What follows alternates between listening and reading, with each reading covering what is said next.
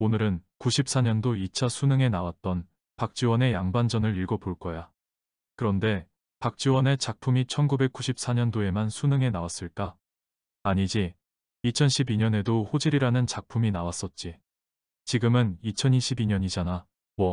느낌상 이제 다시 한번 나올 때가 됐구나 하는 느낌이 오니 수능에 이렇게 나왔다는 건 각종 모의고사와 학교 시험, 문제집에는 나름대로 자주 출제가 되었다고 볼 수도 있지 않을까. 한 번은 양반전이, 한 번은 호질이 수능에 나왔다면 다음 작품은 무엇이 될까? 이런 느낌이 들어. 그렇다면 문제집 풀 때 박지원의 작품은 좀 더 주의 깊게 집중하는 태도가 필요하겠지. 일단 오늘 읽어볼 양반전은 연암집 반경각외전에 나와. 이거 쓴 사람이 박지원인데 박지원의 호가 연암이야. 그래서 흔히들 연암 박지원이라고 불러. 반경각외전은 책 이름이라고 생각해줘. 그 책 속에 한 부분으로 양반전이라는 이야기가 들어있구나 하고 생각하면 좋겠어. 연암 박지원은 조선 후기 시대 사람이야. 양반 가문의 사람이지 조선 후기 실학자이기도 해. 그러니까 양반전은 한문소설이야. 그러면서 풍자소설이야. 그러면 자연스럽게 사회 비판적이고 해학적이겠지. 시점은 전지적 작가 시점이야. 조선시대 작품이니까 배경은 조선시대 후기 정선마을에서 일어난 일이지. 양반 매매 사건, 그러니까 조선 후기 가난한 양반과 돈 많은 서민 사이에서 양반의 지위를 사고 파는 과정 속에서 당시 사회의 모순을 풍자적으로 보여주고 있지. 지금까지 양반전의 큰 틀을 한번 이야기해봤어. 이따가 양반전 전체를 읽을 때 잘 들어봐. 작품에서 보면 작가 즉 박지원은 부자의 입을 통해서 간접적으로 양반들의 경제적 무능과 허례의식을 풍자하고 있어. 시험은 오지선다형이잖아. 5개 중에 하나 고르는 거 말이야. 그때를 대비해서 다음에 나오는 이 작품의 특징은 한번 들어도 이 정도라면 쉬운 문제로는 출제될 만하겠다 싶어. 양반전의 특징 1. 몰락하는 양반의 위선적인 모습을 비판 풍자하고 있다. 2. 평민부자로 대표되는 새로운 인간형을 제시하고 있다. 3. 풍자와 해학을 통해 근대 의식을 보여주고 있다. 4. 실사구시의 실학사상이 드러나 있다. 5. 소재를 현실 생활에서 가져와 사실적으로 묘사하고 있다. 이렇게 5개로 정리가 되니까 아마도 쉽게 출제되는 문제에서는 양반전의 특징이 아닌 것은 무엇일까요? 라는 문제가 나오기 쉽겠지? 왜냐고 위에 5개의 특징 중에 하나만 살짝 바꾸면 답이 되니까 문제 만들기가 쉽잖아.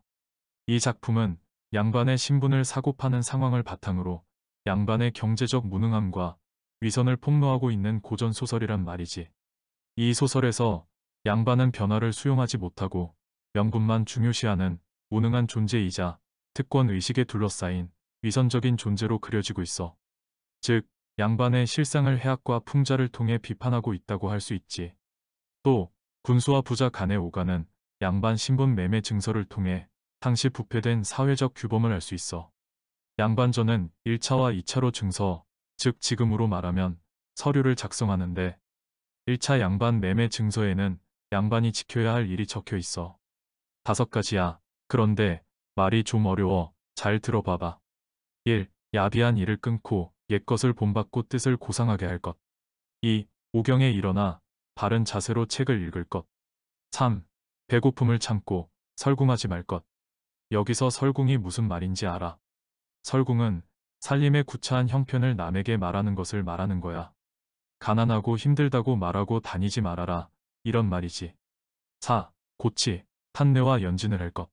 이게 말이 어려워. 먼저 고치, 고치는 눈 감고 앉아서 치아를 딱딱하고 여러 번 마주치는 것이고, 탄내는 두 손을 목 뒤로 돌려 귀에 대고 손가락으로 뒤통수를 두드리는 것이고, 연진은 이게 좀 지저분한데 새벽에 입안에 침을 모아 그것을 입안에서 우물우물하다가 조금씩 삼키는 거야. 5. 양반의 채통과 품위에 어긋나는 행동을 하지 말 것이야. 이렇게 5가지는 표면적으로는 양반이 지켜야 할 덕목과 행실을 나열하여 양반의 채통을 강조하고 있지만 이면적으로는 양반의 공허한 관념과 위선적인 모습을 풍자하고 있지. 2차 양반 매매 증서에는 양반의 특권이 적혀 있어. 1. 백성 가운데 가장 높은 위치이고 2. 과거에 급제한 양반은 재물을 긁어 모으고 사치스러운 생활을 하며 참 가난한 양반이라도 백성을 강제 동원할 수 있다. 이렇게 세 가지는 표면적으로는 양반이 누릴 수 있는 특권을 나열함으로써 양반의 권리를 강조하고 있지만 이면적으로는 양반의 수탈, 무의도식, 횡포에 대해 풍자하고 있지. 이건 잘 좀 기억해 두길 바래. 왜냐하면 양반전 전문보다는 양반전의 일부분이 시험에 나올 가능성이 크겠지? 그러면 이 정도 내용을 기억해 두었다가 시험에서 양반전을 만나면 아, 이게 양반전이고 어느 부분이구나. 그러면 전체적인 내용은 이렇고 이 부분 내용은 이렇겠구나 하는 것이 머릿속에 있으면 좋지. 그러면 이제 양반전 전문을 읽어보자. 양반은 사족을 높여서 부르는 말이다. 정선 고을의 한 양반이 살고 있었는데 그는 어질면서도 글 읽기를 좋아하였다. 그래서 군수가 새로 부임할 때마다 반드시 그 집에 몸소 나아가서 경의를 표하였다. 그러나 그는 살림이 가난해서 해마다 관가에서 환자를 타먹었다. 그렇게 여러 해가 쌓이고 보니 1000석이나 되었다. 관찰사가 여러 고을을 돌아다니다가 이곳에 이르러 관청쌀의 출납을 검열하고는 매우 노하였다. 어떤 놈의 양반이 군량을 이렇게 축냈단 말이냐. 명령을 내려 그 양반을 가두게 하였다. 군수는 그 양반이 가난해서 갚을 길이 없는 것을 불쌍히 여겼다. 차마 가두고 싶지 않았지만 그렇다고 해서 가두지 않을 수도 없었다.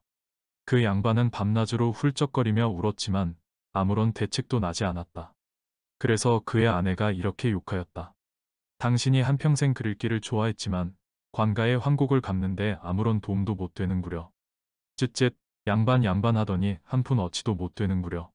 그 마을의 부자가 가족들과 서로 의논하였다. 양반은 아무리 가난해도 언제나 높고 영광스럽건만 우리들은 아무리 부자가 되어도 언제나 낮고 천하거든. 감히 말을 탈 수도 없고 양반만 보면 저절로 기가 죽어서 굽실거리며 엉금엉금 기어가서 뜰 밑에서 절해야 하지. 코가 땅에 닿도록 무릎으로 기다시피 하면서 우리네는 줄창 이렇게 창피를 당해야 하거든. 마침 저 양반이 가난해서 환자를 갚지 못해 몹시 곤란해질 모양이야. 참으로 그 양반이라는 자리도 지닐 수 없는 형편이 되었지. 내가 그것을 사서 가져야겠어. 부자는 곧 양반의 집을 찾아가서 그 환자를 대신 갚겠다고 청하였다. 양반은 크게 기뻐하면서 허락하였다. 그래서 부자가 곧 그 곡식을 관가에 보내어 갚았다. 군수는 매우 놀라면서도 이상하게 생각하였다. 직접 양반에게 찾아가 위로하면서 환자를 갚은 사정을 물으려 하였다. 그러자 양반은 번거지를 쓰고 배 잠방이를 입은 채로 길바닥에 엎드려 쇳내라고 칭하면서 감히 올려다보지를 못하였다. 군수가 깜짝 놀라 내려가서 그를 부축하며 선생께서 어찌 이다지도 스스로를 욕되게 하시는지요 하였다. 양반은 더욱 황송하여 어쩔 줄 몰라 하며 머리를 조아리고 엎드렸다. 황송하옵니다. 쇳내가 감히 일부러 이런 짓을 하는 것은 아니옵니다. 쇳내는 벌써 스스로 양반을 팔아 환자를 갚았으니 마을의 부자가 바로 양반이옵니다. 쇳내가 어찌 다시금 뻔뻔스럽게 옛날처럼 양반 행세를 하면서 스스로 높이겠습니까? 군수가 감탄하면서 말하였다. 군자답구려 부자시여. 양반답구려 부자시여. 부유하면서도 아끼지 않으니 정의롭고 남의 어려움을 돌봐주니 어질도다. 낮은 신분을 싫어하고 높은 자리를 그리워하니 슬기롭도다. 이야말로 참된 양반이로다. 아무리 그렇더라도 소송이 일어날 꼬투리가 되리다. 내가 그들과 더불어 고을 사람들을 모아놓고 증인을 세운 뒤에 증서를 만들어 주리다. 군수인 내 자신이 마땅히 서명해야지. 군수가 곧 동원으로 돌아와서 온 고을 사족과 농민, 공장, 장사치까지 모두들 불러 뜰에 모았다. 부자는 향소의 오른쪽에 앉히고 양반은 공영의 아래에 세운 뒤에 바로 증서를 제작하였다. 건룡 10년 9월 몇 일의 아래와 같이 문권을 밝힌다. 양반을 팔아서 관가에 곡식을 갚은 일이 생겼는데 그 곡식은 1000섬이나 된다. 이 양반의 이름은 여러 가지다. 글만 읽으면 선비라 하고 정치에 종사하면 대부라 하며 착한 덕이 있으면 군자라고 한다. 무관의 계급은 서쪽에 벌려 있고 문관의 차례는 동쪽에 자리 잡았으며 이들을 통틀어 양반이라고 한다. 이 여러 가지 양반 가운데서 그대 마음대로 골라잡되 오늘부터는 지금까지 하던 야비한 일들을 깨끗이 끊어버리고 옛 사람을 본받아 뜻을 고상하게 가져야 한다. 오경이 되면 언제나 일어나서 성냥을 그어 등불을 켜고 정신을 가다듬어 눈으로 코끝을 내려다보며 두 발굽을 한 데다가 모아 볼기를 꿰고 앉아서 동네 바기처럼 어려운 글을 얼음 위에 박 밀듯이 외워야 한다. 굶주림을 참고 추위를 견디며 입에서 가난하다는 말을 내지 않아야 한다. 아래 윗니를 맞부딪혀 똑똑 소리를 내며 손가락으로 뒤통수를 튕긴다. 가는 기침이 나면 가래침을 씹어 넘기고 털 감투를 쓸 때에는 소매자락으로 털어서 티끌 물결을 일으킨다. 세수할 때에는 주먹에 때를 비비지 말 것이며 양치질할 때에는 지나치게 하지 말아야 한다. 긴 목소리로 아무개야 계집종을 부르고 느리게 걸으면서 신뒤축을 끌어야 한다. 고문진보나 당시품이 같은 책들을 깨알처럼 가늘게 베껴 쓰되 한 줄에 100자씩 써야 한다. 손에 돈을 지니지 말 것이며 쌀값을 묻지도 말아야 한다. 날씨가 더워도 버선을 벗지 말며 밥을 먹을 때에도 맨상투 꼴로 앉지 말아야 한다. 식사하면서 국물부터 먼저 마셔 버리지 말며 마시더라도 훌쩍거리는 소리를 내지 말아야 한다. 젓가락을 내리면서 밥상을 찧어 소리 내지 말며 생파를 씹지 말아야 한다. 막걸리를 마신 뒤에 수염을 빨지 말며 담배를 태울 때에도 볼이 오목 파이도록 빨아들이지 말아야 한다. 아무리 분하더라도 아내를 치지 말며 화가 나더라도 그릇을 차지 말아야 한다. 맨주먹으로 아녀자들을 때리지 말며 종들이 잘못하더라도 족쳐 죽이지 말아야 한다. 말이나 소를 꾸짖으면서 팔아먹은 주인을 들추지 말아야 한다. 병이 들어도 무당을 불러오지 말고 제사하면서 종을 불러다 제 드리지 말아야 한다. 화롯가에 손을 쬐지 말며 말할 때에 침이 튀지 말아야 한다. 소백정 노릇을 하지 말며 돈치기 놀이도 하지 말아야 한다. 이러한 여러 가지 행위 가운데 부자가 한 가지라도 어기면 양반은 이 증서를 가지고 관청에 와서 송사하여 바로잡을 수 있음을 증명한다. 성주정선 군수 화합 좌수 별감 증서 증서를 다 쓰고는 통인이 인을 받아서 찍었다. 뚝뚝 하는 그 소리는 마치 엄고 치는 소리 같았고 그 찍어 놓은 모습은 마치 북두칠성이 새로 놓인 듯 삼성이 가로 놓인 듯 벌렸다. 호장이 읽기를 마치자 부자가 한참 동안이나 멍하게 있다가 말했다. 양반이 겨우 요것뿐이란 말씀이오. 나는 양반은 신성과 같다고 들었지요. 정말 이것뿐이라면 너무 억울하게 곡식만 빼앗긴 거지요. 아무쪼록 좀 더 이롭게 고쳐주시오. 그래서 다시 증서를 만들었다. 하늘이 백성을 낳으실 때에 그 갈래를 넷으로 나누셨다. 이 네 갈래 백성들 가운데 가장 존귀한 이가 선비이고 이 선비를 양반이라고 부른다. 이 세상에서 양반보다 더 큰 이무는 없다. 그들은 농사짓지도 않고 장사하지도 않는다. 옛글이나 역사를 대략만 알면 과거를 치르는데 크게 되면 문과요.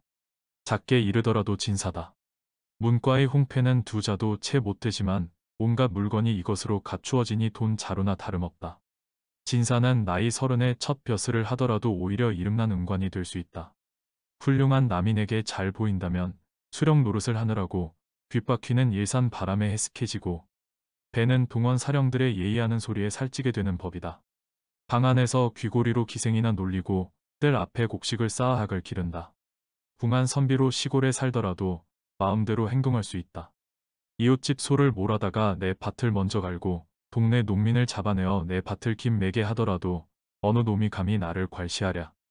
내 놈의 코에 잿물을 따르고 상투를 범벅이며 수염을 뽑더라도 원망조차 못하리라. 부자가 그 증서 만들기를 중지시키고 혀를 빼면서 말하였다.